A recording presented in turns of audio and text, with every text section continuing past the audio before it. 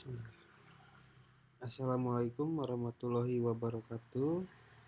Nama saya Gibran Barik Sudrajat. Di sini saya akan menjelaskan tentang basis data.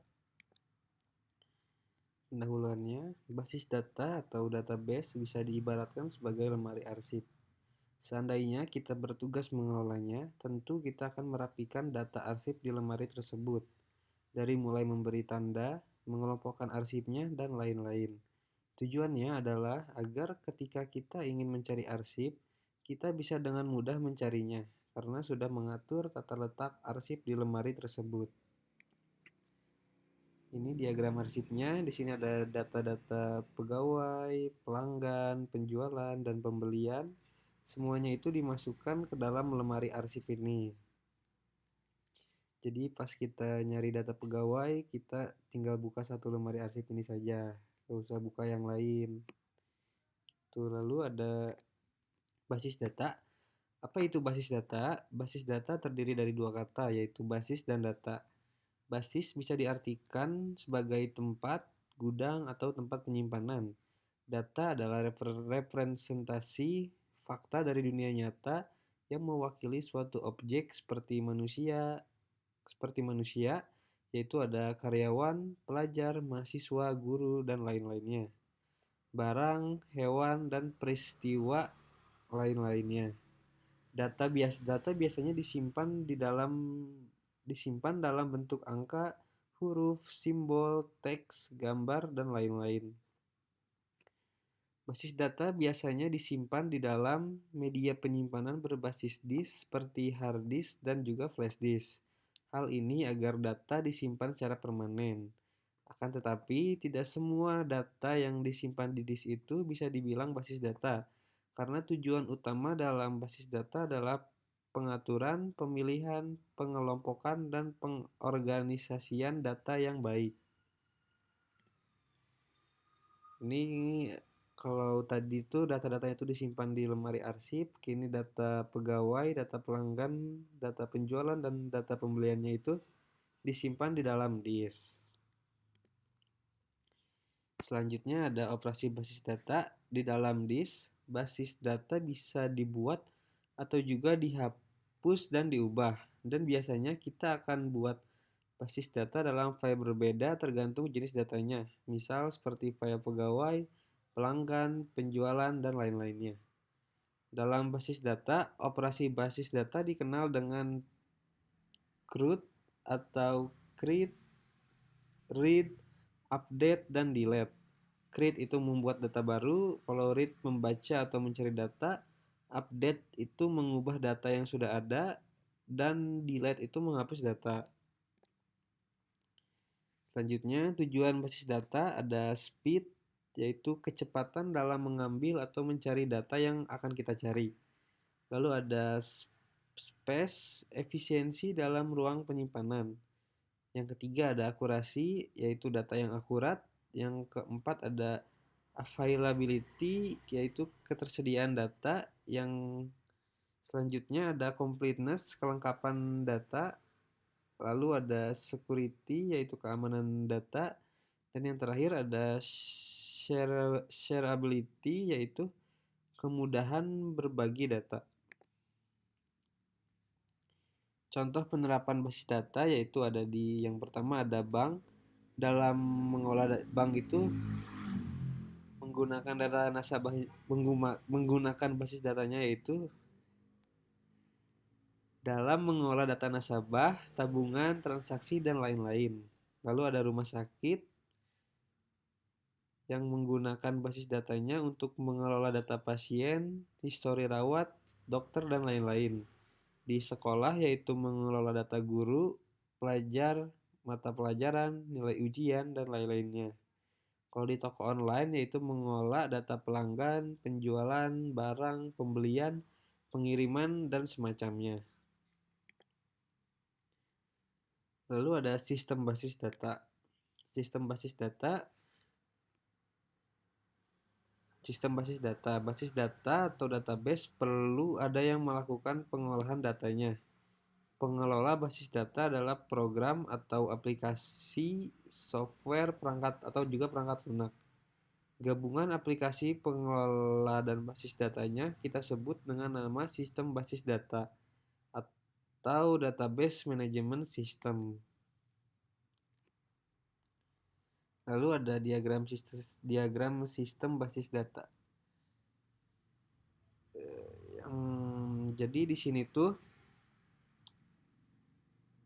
ada sebuah aplikasi yang menyimpan dan mengelola sistem ada sebuah aplikasi yang menyimpan dan mengelola basis data ini. Lalu ada komponen sistem basis data. Yang pertama ada hardware atau perangkat keras. Contohnya itu seperti komputer, laptop, server, dan lain-lainnya. Yang kedua ada sistem operasi seperti Windows, Mac OS, Linux, dan lain-lainnya. Yang ketiga ada aplikasi basis data seperti MySQL, PostgreSQL, SQL Server, dan semacamnya. Yang keempat ada user, yaitu pengguna seperti programmer, database admin, end user, dan lain-lainnya. Yang terakhir ada aplikasi lain yang menggunakan basis data seperti web, desktop, dan lain-lainnya.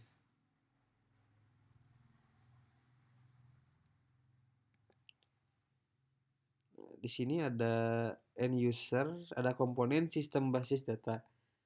Di sini ada end user yang sedang mengakses basis data di dalam aplikasi ini. Lalu juga ada programmer yang memprogram aplikasi tersebut dan hasilnya itu ditampilkan di dalam webnya. Selanjutnya ada bahasa basis data. Yang pertama, sistem basis data merupakan perantara antara basis data dan pengguna, orang ataupun aplikasi lainnya. Biasanya untuk mengelola basis data, kita akan menggunakan bahasa basis data sesuai dengan sistem basis data yang kita gunakan. Secara garis besar, dalam bahasa basis data terdapat dua jenis perintah, yaitu yang pertama ada DDL atau Data Definition Language dan DML yaitu Data Manipulation Language. Yang pertama ada Data Definition Language. DDL merupakan perintah-perintah dalam bahasa basis data untuk membuat struktur bentuk dari basis data yang akan kita buat. Misalnya perintah untuk membuat, mengubah, atau menghapus basis data, yaitu arsip, tempat penyimpanan tabel, atau juga file. Perintah untuk membuat, mengubah, dan menghapus tabel atau tempat penyimpanan data. Selain itu, dalam DDL, kita juga perlu menentukan kamus data dari tiap tabel yang kita buat. Seperti nama-nama kolom di tabelnya dan tipe data untuk kolom di tabelnya. Selanjutnya ada Data Manipulation Language. DML merupakan perintah-perintah dalam bahasa basis data untuk memanipulasi data setelah kita buat struktur basis datanya menggunakan DDL. Misalnya menambah, mengubah, menghapus, dan mencari data di tabel. Di sini ada diagram bahasa basis data, yaitu ada programmer yang memberi perintah dalam bahasa basis data kepada aplikasinya ini. Lalu selanjutnya ada model data. Model data merupakan kumpulan konseptual untuk menggambarkan data, hubungan data, dan batasan data. Model data dibuat dengan tujuan agar kita bisa tahu makna dari data dan juga relasi antar datanya. Terdapat banyak cara untuk membuat model data dan yang paling populer adalah menggunakan ERD atau Entity Relationship Diagram. Fakta dunia nyata di sini bukan berarti data yang harus dalam bentuk sesuai yang berwujud, bisa juga sesuatu yang tidak berwujud. Selain itu, fakta dunia nyata dalam basis data juga biasanya cakupannya lebih sempit mengikuti ruang lingkup yang sedang ditinjau. Misalnya data pengguna dalam ruang lingkup bank yaitu nasabah, pasti berbeda dengan ruang lingkup yang di rumah sakit, yaitu pasien.